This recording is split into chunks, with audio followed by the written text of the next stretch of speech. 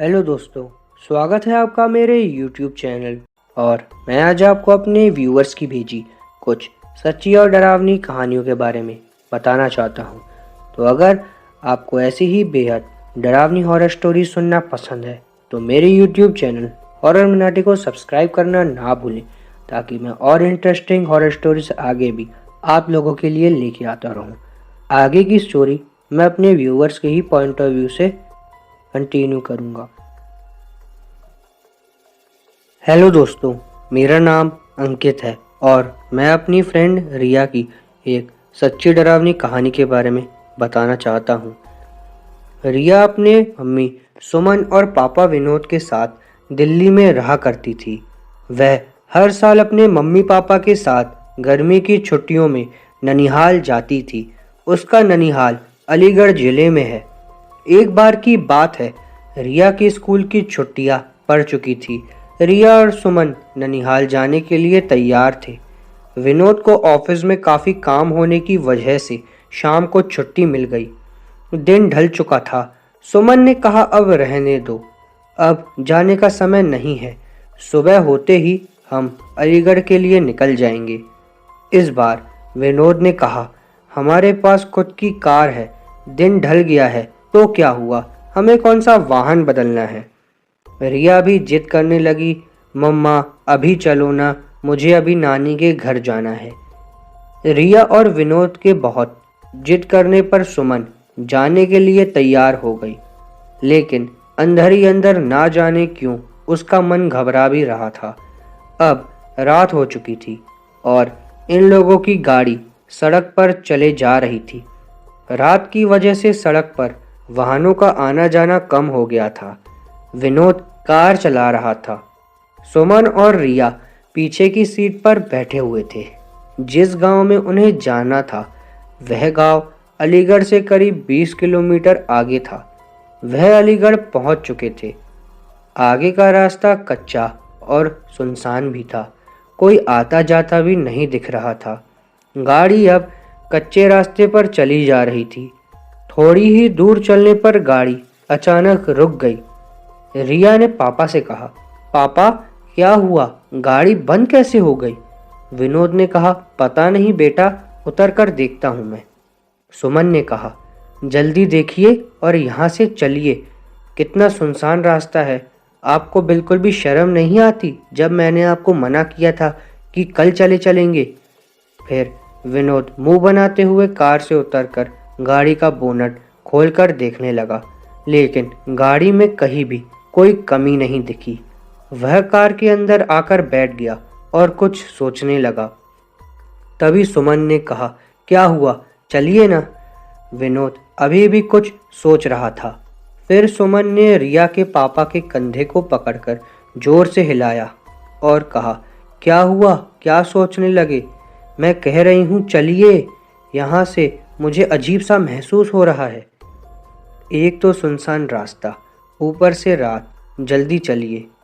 तब विनोद ने कहा, मैं ये सोच रहा हूँ कि गाड़ी में कोई खराबी भी नहीं है, फिर गाड़ी यहाँ कैसे रुक गई है। देखिए, क्या पता गाड़ी स्टार्ट हो जाए। तब विनोद ने गाड़ी स्टार्ट करने के लिए चाबी घुमाई और गाड़ी स्टार्ट हो गई। अब कार दोबारा उस रात के अंधेरे को चीरते हुए फिर आगे बढ़ने लगी। अभी थोड़ी ही दूर कार चली थी कि रिया चिल्लाई, मम्मी। एकदम से विनोद ने कार को रोका। दोनों मम्मी पापा रिया से कहने लगे, क्या हुआ बेटा, चीखी क्यों तुम। इस पर रिया ने कहा, पापा मुझे ऐसा लगा जैसे हमारी कार के नीचे एक आदमी और एक औरत आ गए हैं। विनोद ने कहा, नहीं बेटा, ऐसा कुछ नहीं है।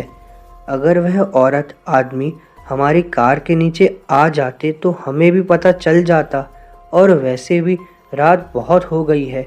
मुझे नहीं लगता ऐसे में इस रास्ते पर हमारे अलावा कोई और भी होगा। रिया ने आंखें डर से फटी हुई देखी और वह कह रही थी, पापा ट्रस्ट मी, मैंने देखा उन आदमी और औरत को। सुमन ने कहा, गाड़ी थोड़ी तेज चलाइए आप। गाड़ी की रफ्तार विनोद ने तेज कर दी। तभी कार के शीशे में विनोद को एक डरावना चेहरा दिखाई दिया। उस डरावने चेहरे को देखते ही विनोद का हाथ स्टीयरिंग से छूट और गाड़ी का बैलेंस बिगड़ने की वजह से गाड़ी इधर उधर चलने लगी। जैसे तैसे करके विनोद ने अपने आप को और गाड़ी को संभाला। तभी सामने एक औरत और आदमी दिखाई दिए जो गाड़ी रोकने का इशारा कर रहे थे, लेकिन विनोद ने गाड़ी नहीं रोकी बल्कि गाड़ी की रफ्तार और तेज कर ली, क्योंकि अभी तक वो रिया की बात पर विश्वास नहीं कर रहे थे। और अचानक से उन दोनों आदमी औरत को ऐसे कार के सामने आना और लिफ्ट मांगना सुमन और विनोद को डर से भर देने के लिए काफ़ी था। विनोद तो पसीने से लथपथ गाड़ी को अंधाधुंध रफ्तार में भगाया जा रहा था। तभी ये क्या, वह औरत और आदमी जिनको विनोद ने पीछे छोड़ा था फिर सामने खड़े थे और गाड़ी रोकने का इशारा कर रहे थे। अब तो उन तीनों की जान मुंह को आ गई थी। अचानक सुमन का फोन बजा। हेलो, कौन? सुमन बोली। दूसरी तरफ से सुमन का भाई अर्जुन बोल रहा था। हेलो दीदी, आप कैसी हो? सुमन ने कहा, भैया कुछ ठीक नहीं है, इस रास्ते पर बहुत गड़बड़ है। और सुमन ने उन दोनों आदमी औरत के बारे में अर्जुन को बताया। तब अर्जुन ने कहा, दीदी आप चिंता मत करो, मैं अभी बताता हूँ। और 10-15 मिनट बाद ही अर्जुन वहाँ रास्ते पर खड़ा था। विनोद ने गाड़ी रोकी और कहा, अच्छा हुआ अर्जुन तुम आ गए, पता नहीं क्या हो रहा था हमारे साथ, कुछ समझ में ही नहीं आ रहा था। अर्जुन ने कहा, कोई बात नहीं जीजाजी, मैं आ गया हूँ ना, अब आपको कोई प्रॉब्लम नहीं होगी। अर्जुन भी अब कार में बैठा और कार घर की तरफ चल दिया। अब तो मानो जैसे सुमन, विनोद और रिया का डर अर्जुन के आ जाने से हवा ही हो गया था।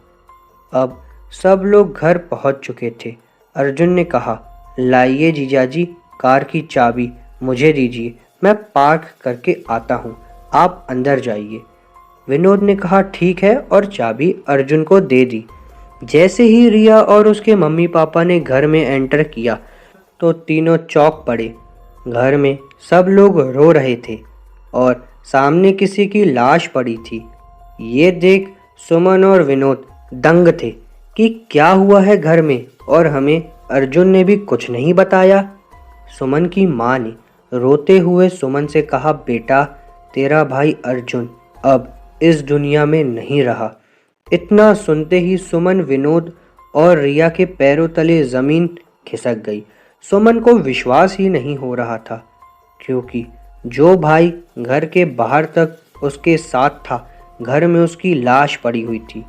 यह देखने के लिए कि कहीं ये मेरा वहम तो नहीं, सुमन ने अर्जुन के चेहरे में कफन हटाया। हाँ, सच में वही था। सामने जो लाश पड़ी थी वो अर्जुन की ही थी। सुमन के पिता ने बताया कि रात 9 बजे अर्जुन अपनी बाइक से घर आ रहा था। तभी उसकी बाइक को एक ट्रक ने जोरदार टक्कर मारी, जिससे उसके सर में चोट आई और मौके पर ही उसकी मौत हो गई। अगर अर्जुन मर चुका था तो जो बाहर था वो कौन था? दोस्तों, कभी कभी ऐसा होता है कि हमारे अपने हमसे दूर जाने के बाद भी किसी न किसी वजह से जुड़ जाते हैं। जैसे घर के किसी सदस्य ने मरने वाले का हद से ज़्यादा प्रेम, या बहुत सारी वजह भी हो सकती हैं। दोस्तों, रिया ने मुझे बताया था कि अगर उसके मामा उस दिन उसको बचाने नहीं आए होते तो शायद वो तीनों की भी मौत हो चुकी होती, क्योंकि जो औरत और आदमी उन दोनों को दिखाई दिए थे, यानी रिया के मम्मी और पापा को और रिया को भी, वो दोनों प्रेत आत्मा थे। क्योंकि जब वो अपनी ननिहाल पहुंची तो उस जंगल के रास्ते के बारे में जो उन्होंने अपने नाना से और नानी से सुना, वो सुनकर वो दंग रह गए।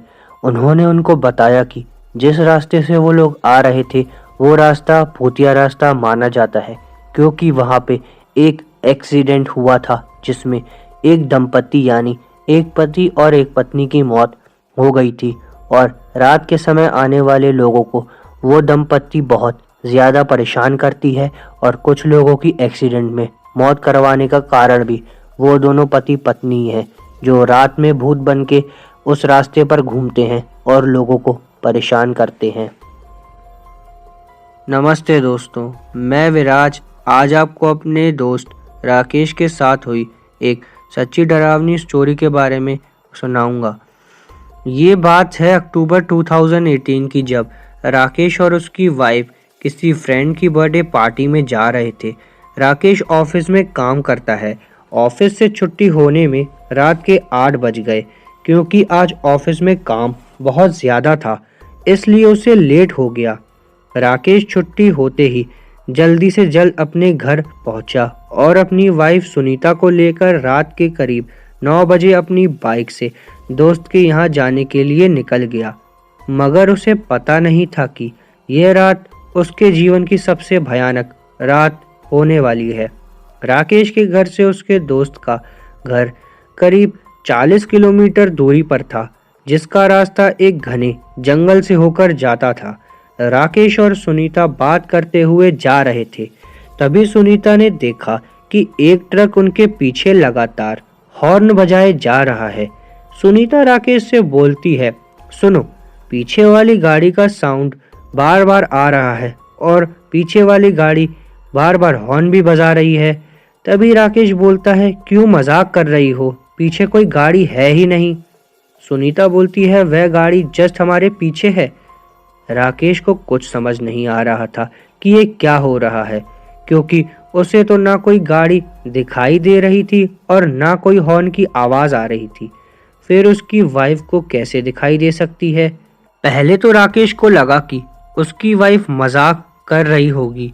तभी उसे ध्यान आया कि उसकी वाइफ कभी भी ऐसे सुनसान रास्ते पर मजाक कर ही नहीं सकती।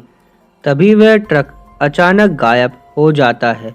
ये देखकर सुनीता को लगता है शायद ट्रक कहीं रुक गया होगा।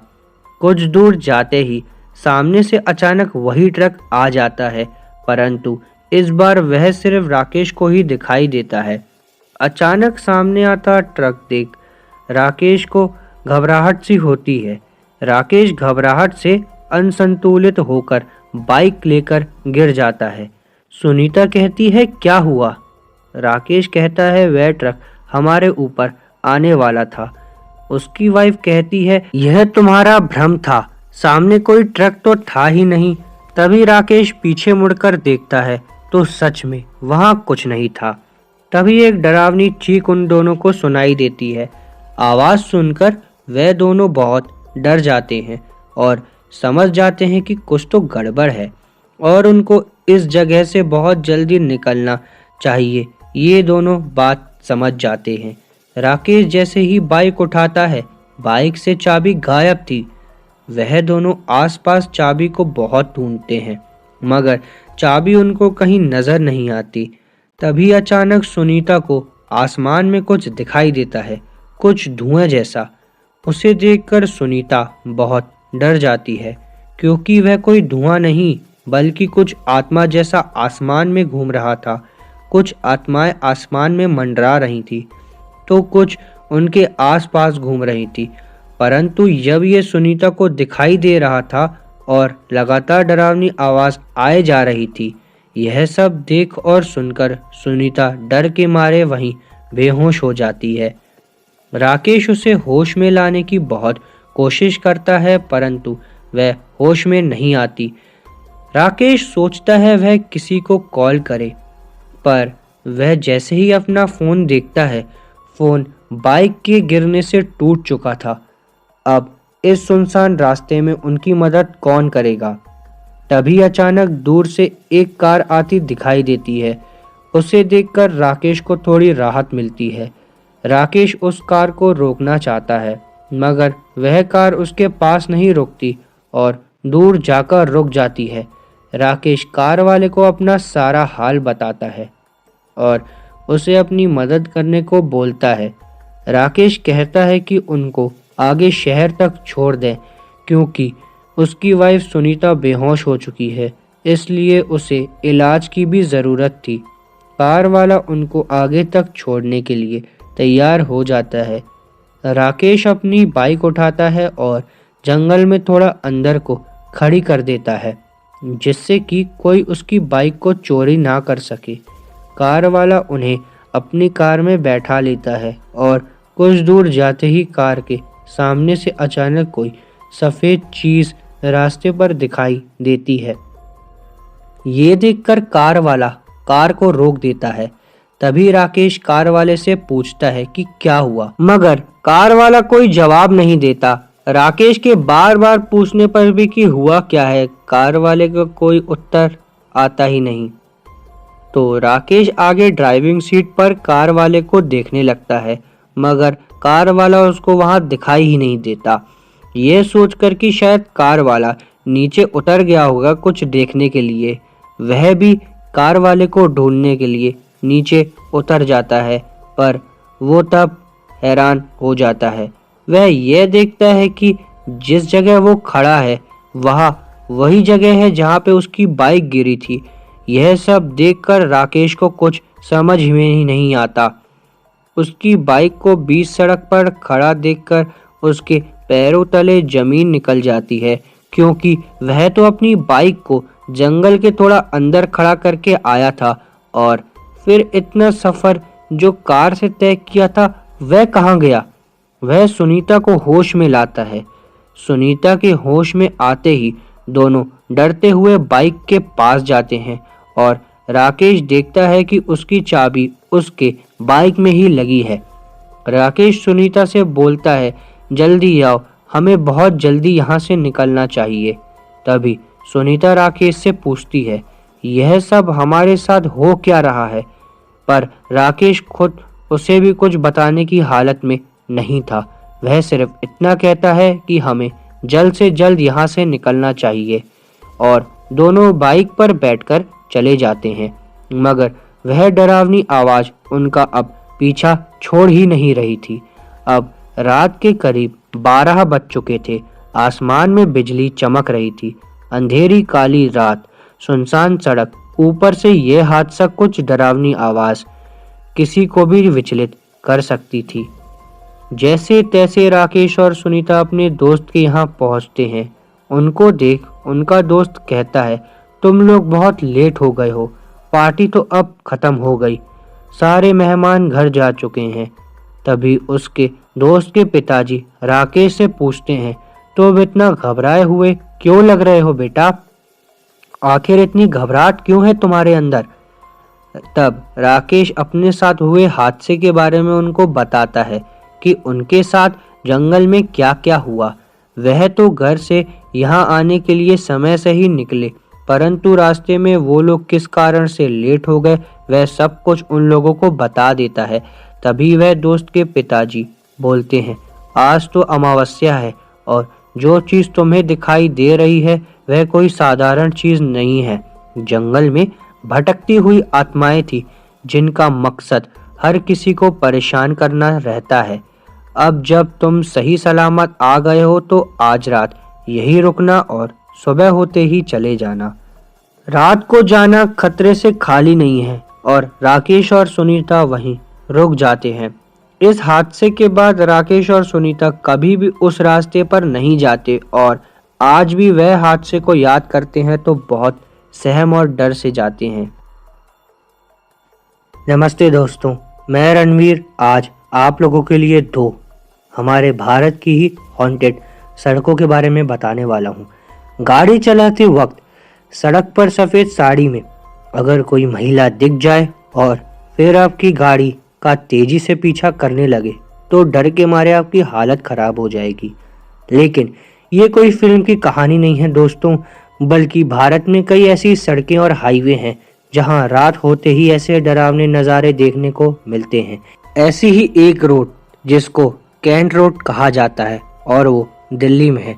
देश की राजधानी दिल्ली में भी कैंट रोड पर अक्सर लोगों का सामना सफ़ेद साड़ी पहनी हुई एक महिला से होता है। यहाँ सफ़ेद साड़ी पहने एक महिला अक्सर आधी रात में लोगों से लिफ्ट मांगती नजर आती है। अक्सर ये लोगों की गाड़ियों का पीछा भी करती है, इसलिए यहाँ से जितनी तेजी से गाड़ी भगा सकते हैं उतनी तेजी से लोग भगाते हैं और कहते हैं कि जो लोग इन लेडीज़ों को गाड़ी में लिफ्ट दे दिया करते हैं उनका कुछ पता नहीं चल पाता। ऐसे ही महाराष्ट्र के मुंबई पुणे एक्सप्रेस वे, इस हाईवे पर हमेशा ऐसे हादसे और मौतें होती हैं जिस पर आंखें यकीन ही नहीं कर पाती। एक आदमी का इस हाईवे पर बेहद डरावना अनुभव भी रह चुका है। वह जब अपने पिता के साथ इस एक्सप्रेस वे से गुजर रहा था तो एक औरत ने लिफ्ट मांगी तो उसके पिता ने लिफ्ट दे दी। कुछ देर बाद उस औरत से बातचीत भी हुई। बाद में उसे जहां जाना था वहां पे छोड़ भी दिया। कुछ देर बाद फिर एक औरत ने लिफ्ट मांगी। देर रात होने की वजह से उसे भी लिफ्ट दे दी। रास्ते भर कोई न कोई औरत लिफ्ट मांगती रही, लेकिन गाड़ी में पीछे देखने पर कोई नजर नहीं आया, जिसके बाद उन्होंने गाड़ी को बिना रुके तेजी से भगाया। और उनका ये तक कहना है कि वो जब पीछे मुड़कर देख रहे थे तो उनको आवाजें तो आ रही थी, पर जब वह गाड़ी चला रहे थे तो उनको गाड़ी में अपने अलावा कोई और औरत का भार समझ में ही नहीं आ रहा था। उनको लग रहा था कि वो गाड़ी तो चला रहे हैं पर पीछे कोई औरत नहीं बैठी है। उनको ये लग रहा था कि वह सिंगल ही अपनी गाड़ी पर बैठे हैं और उनके दिमाग में ये कंफ्यूजन बनी हुई रही। हेलो दोस्तों, मैं जॉर्ज आज आपको मलेशिया के एक ऐसे हॉन्टेड हाईवे के बारे में बताऊंगा जो अपनी हॉन्टेड गतिविधियों के लिए ना सिर्फ मलेशिया में बल्कि पूरी दुनिया में बदनाम है। इस हाईवे का नाम है हाईवे कर्क हाईवे। दोस्तों, कर्क हाईवे का निर्माण मलेशिया में सन 1970 में हुआ था और 1977 में इस हाईवे को पहली बार पब्लिक के लिए खोला गया था। इस हाईवे के शुरू होने के कुछ सालों के अंदर ही इस हाईवे पर बहुत से एक्सीडेंट होने लगे और पुलिस द्वारा जांच करने पर उनमें से ज़्यादातर एक्सीडेंट का कारण कोई पैरानॉर्मल चीज़ ही निकलती।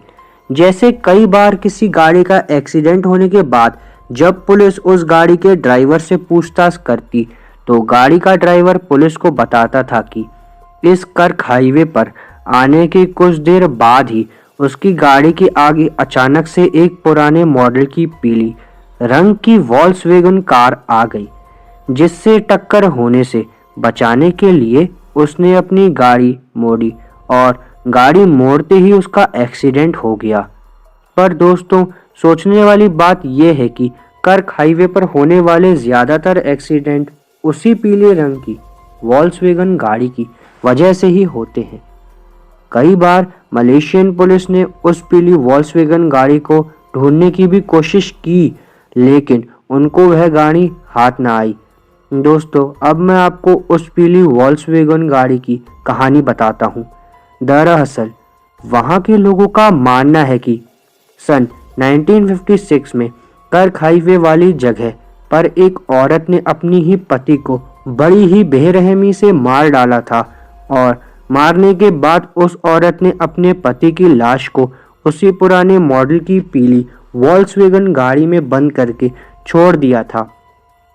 हालांकि तब वहां पर कोई हाईवे नहीं बना था, लेकिन जब वहां पर कर्क हाईवे का निर्माण हुआ और जैसे ही वहां पर गाड़ियों का आना जाना शुरू हुआ, तभी से उस हाईवे पर वह पीली वॉल्क्सवैगन बहुत ही रहस्यमयी ढंग से दिखना शुरू हो गई और उसी पीली वॉल्क्सवैगन की वजह से वहां पर बहुत से एक्सीडेंट भी होने लगे।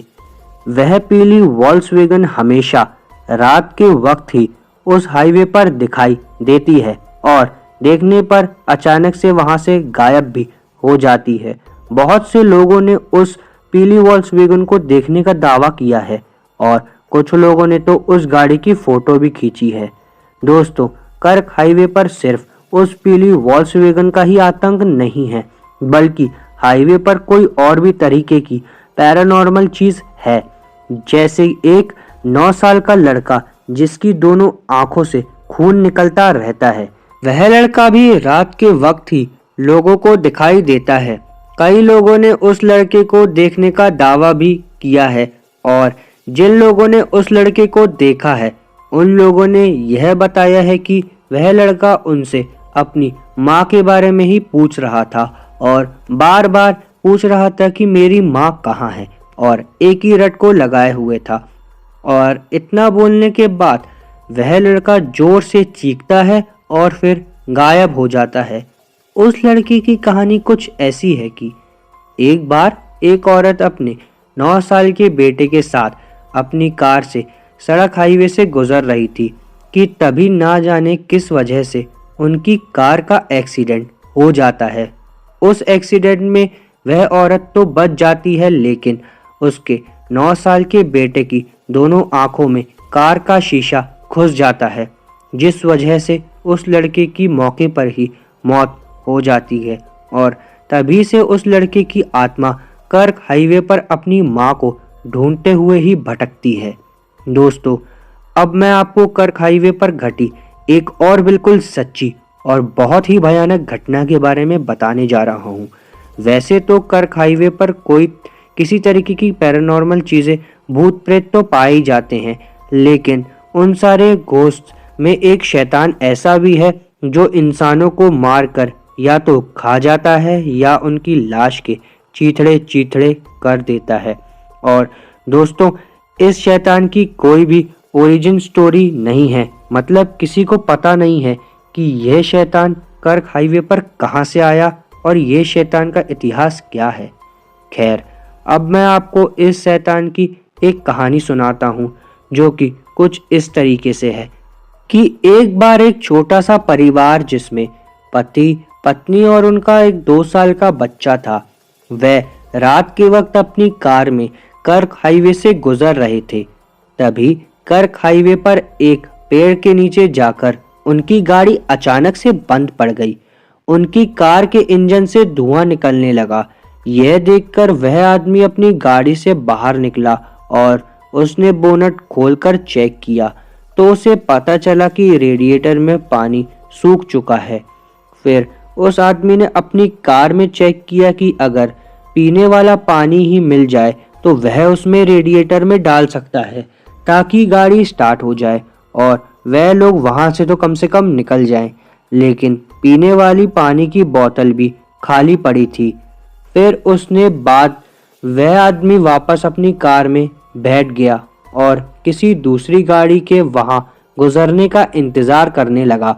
लेकिन जब काफी देर तक कोई भी गाड़ी वहां से नहीं गुजरी तो वह आदमी पानी की कुछ खाली बोतलें लेकर अपनी कार से बाहर निकला और उसने अपनी बीवी से कहा कि मैं आसपास पानी की तलाश में जा रहा हूं और जब तक मैं वापस नहीं आ जाता तब तक तुम गाड़ी के अंदर ही रहना और गाड़ी के सारे दरवाजे अंदर से लॉक ही रखना।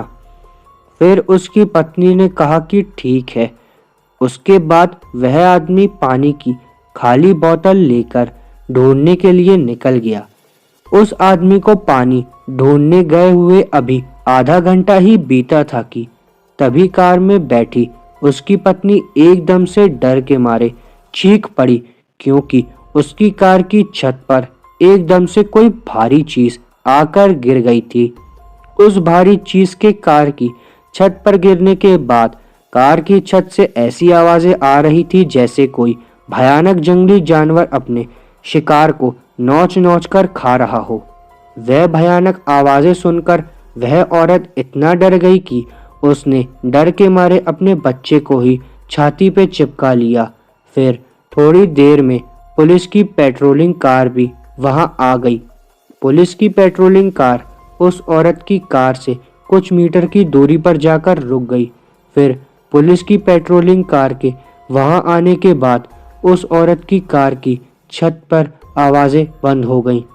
फिर पुलिस की पेट्रोलिंग कार से 2 पुलिस ऑफिसर बाहर आए और उन्होंने उस औरत से कहा कि जल्दी से आप अपनी कार से बाहर निकलो। फिर वह औरत डरते हुए अपनी कार से बाहर आई और पुलिस ऑफिसर की तरफ बढ़ने लगी। फिर तभी दोबारा उन पुलिस ऑफिसर ने उस औरत से कहा कि पीछे मुड़कर मत देखना। ऑफिसर के इतना कहते ही उस औरत से उत्सुकता बर्दाश्त ही नहीं हुई और वो पीछे मुड़कर उसने देख ही लिया। फिर उस औरत ने अपनी कार की छत पर कुछ ऐसा देखा जिसे देखकर वह औरत जोर जोर से रोने और चिल्लाने लगी।